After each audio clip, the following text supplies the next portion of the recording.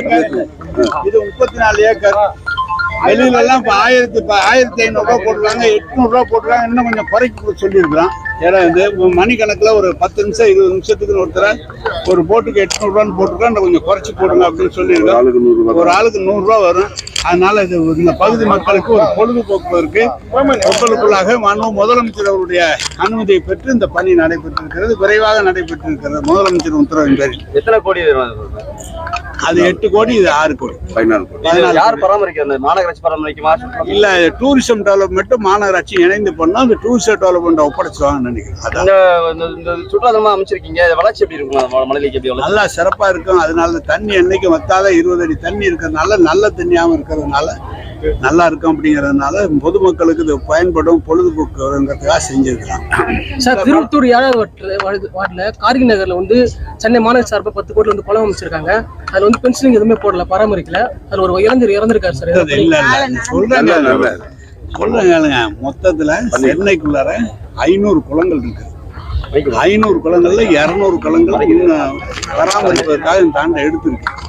பராமரிப்பு பணி முடிவதற்குள்ளாக ஏதோ தவறு நடந்திருக்கிறது. இனி பணி நடக்கின்ற போதே பாதுகாப்பு எல்லாம் செய்ய சொல்லி உத்தரவு போட்டிருக்காரு.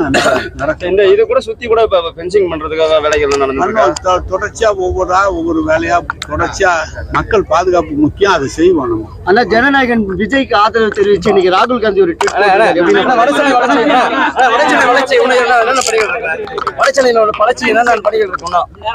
வடசென்னையில ஏற்கனவே வந்து கிட்டத்தட்ட 1000 கோடி ரூபாயில முதலமைச்சர் கொடுத்த அந்த பணி மெட்ரோ வாட்டர் பணிகள்லாம் முழுமையாக நடந்து கொண்டிருக்கிறது.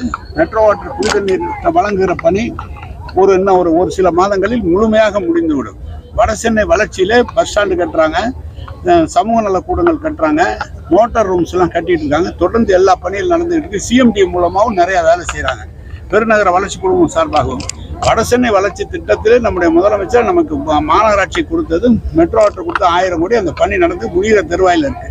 கடற்கரை பகுதிகளை 3000 எல்லாமே கொடுக்கப்பட்டு விட்டதான 4 நாள்ல கொடுத்துட்டாங்க. 4 நாள்ல கொடுத்துட்டாங்க சார். 3000 கொடுத்துட்டாங்க.